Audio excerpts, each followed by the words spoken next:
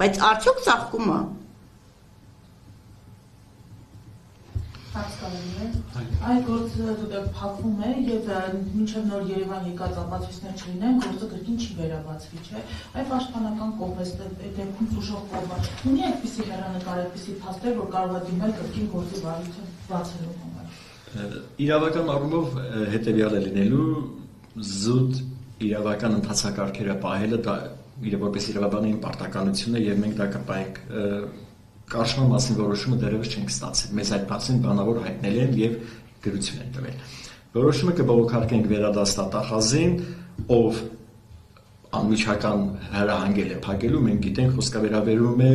այս պահին Երևանի կայազորի դատախազ աշխատող Արշակ Մարտիրոսյանին։ Ամենայն հավանականությամբ նա կմերժի։ Մենք ստիպված կլինենք դիմել նաեւ քրեական դատարան քննիչի որոշումը վերացնելու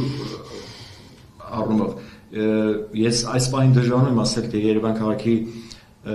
որ դատավորը կքննի, օրինակ ես նույնիսկ հիմա առանց վարնելու կասեմ, եթե օրինակ Մասիս Մելքոյանը քննի, մեր բողոքը կմերժի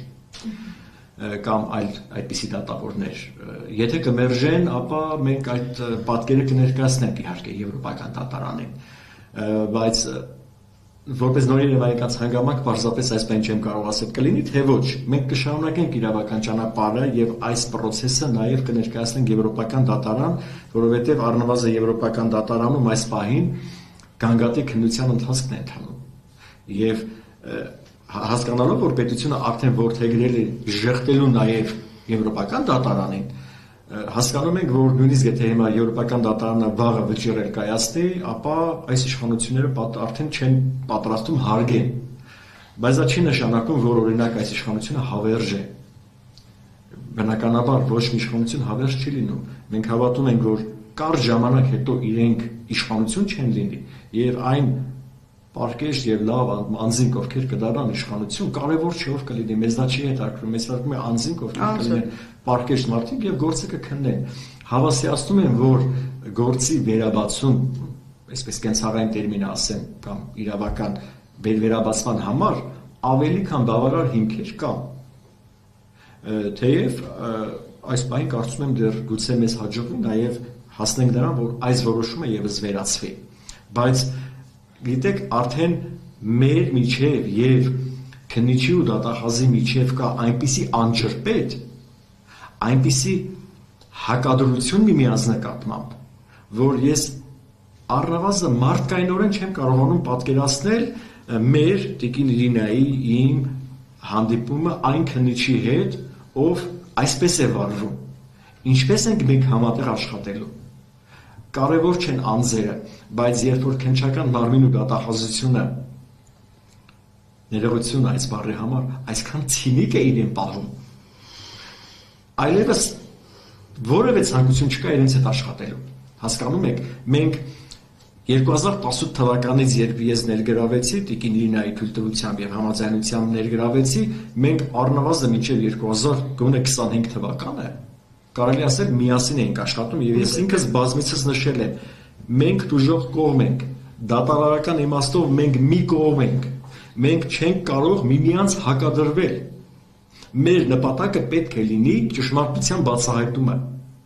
որովհետեւ մենք մեղադրանքի քամտուժող կողմ ենք, այդպես է մեր կարգավիճակը։ Մենք տարիներ շարունակ պայքարում ենք միմյանց դեմ։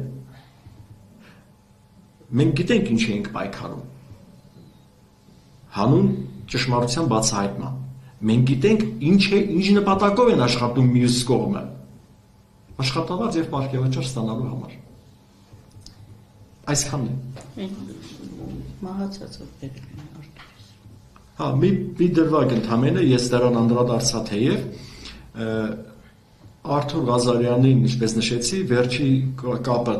ծնողի հետ եղել է 2010 թվականի դեկտեմբերի 14-ին հեռախոսազրույցը, հետագայում փաստական տվյալումն ենք արդեն գործով, ամսի 17-ին վատը զգալու հիվանդանոց տեղափոխվելու։ 3 օր ծնողը տեղեկություն չի ունենում։ Արթուր Ղազարյանի մինչև կեսօր պահում են Հադրութի հիվանդանոցում, այնուհետև ուղղաթիռով տեղափոխում Երևան։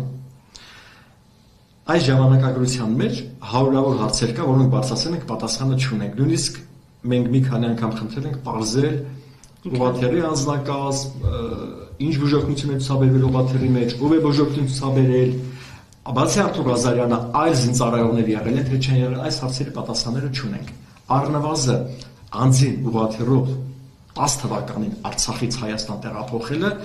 կարծում եմ բավականին բացառիկ երևույթ է եղել։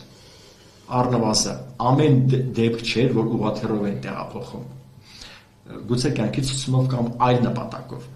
Երբ Արթուր Ղազարյանը տեղափոխում են Երևան, տեղափոխում են նախ Էրեբունի բժշկական կենտրոն համակարգչային շերտագրման, որի սկավառակը չի պահպանվել հստակ ախտորոշման համար։ Այնուհետև տանում են Մուրացանի հոսպիտալ, զինվորական կենտրոնական կլինիկական հոսպիտալ, որը ունենում է համապատասխան տեխնիկական միջոց, համակարգչային շերտագրման, որը աշխատելիս չի լինում։ Եվ Արթուր Ղազարյանին անգիտակից վիճակում 4 օր մինչև 21-ը պահում են վիրահատում, դրենաժներ դնում, բայց իրականում մենք, ինչպես Տիկին իրան նշեց իր խոսքի մեջ, մենք ունենք առնվազն գործունեությունների տվյալներ, որ Արթուր Ղազարյանին Երևան տեղափոխում են արդեն մահացած վիճակում։ Նրա հետ կատարում են ինչ-որ գործողություններ, Մուրացանի հոսպիտալում միացնում ինչ-որ դեռևս մեզ համար անհասկանալի սարքի, ջերմությունը մարմնի պահպանելու նպատակով, որովհետև այդպիսի տվյալ մենք աշխատանքի ընթացքում մեզ հայտնի դարձավ, մենք աշխատանքային խմբով, որին մասնակցում էր նաև Տիկին Վարդապետյանը, այս փաստական տվյալը երբ բարձրաձայնեցինք, ինքը պարզապես մի քանի րոպե չէր կարողանում արտահայտվել, որովհետև այդ տվյալը Արթուր Ղազարյանին ինչ որ սարքից միացնելու մասին մեր աշխատանքային խմբի գործընկերներից մեկը հայտնեց, որ այդպիսի տվյալ կա նաև եւ եւս մեկ անգամ հաստատեց, որ Արթուր Ղազարյանին Հադրութից տեղափոխել են արդեն ոչ թե բուժում ապահովելու, պարզապես մի քանի անգամ Տիկին այդ մասին նշել է, ես ինքս էլ պարզապես կողմնորոշվեն, ինչ ախտորոշում պիտի ներկայացնեն։ 4 օր պահեցին հոսպիտալում առանց գիտակցության գալու, ընդ որում բավականին հետաքրքիր ճակերտների մեջ պայմաններում Արթուր Ղազարյանը շատ հաճախ ծնողները մուտք չունեին, նրանց Արթուրի մոտ պայմանական հիվանդասենյակ մտնելուց առաջ սենյակում որոշակի միջոցառումներ էին անում, նոր ծնողին թույլ տալիս մոտենա իր որդուն։ Եթե նա ընդհանրապես վիրահատված էր, ինչու էր հիվանդասենյակ մտնելը պայմանավորված ինչ որ գործողություններ անել, նոր ներս թողնել։ Վերանսոսինցով կապած էր։ Հա, եւ այս հարցերը մենք միշտ բարձրացրել ենք, բայց պատասխաններ չունենք։ Չկա պատասխան։ Ընդհանրապես որևէ բանի, սկսած զինգրքույկի անհայտանալուց, Արթուր Ղազարյանի առաջի քննչական գործողությունը Արթուր Ղազարյանի մայրիկի հետ պետք է կատարեր Հայկ Գրիգորյանը։ Եթե չեմ սխալվում, Վճռեբեկ դատարանի քրեական պալատի դատավոր է։ Մենք բողոք ենք գրում ինչ-որ գործով, գնում է հասնում Հայկ Գրիգորյանը եւ մերժում ենք ստանում։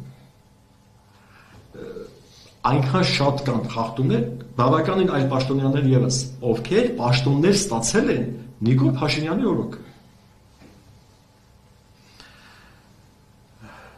Երևի այսքանը, եթե հարցեր ունեք, ապա սիրով կպատասխանենք, եթե ոչ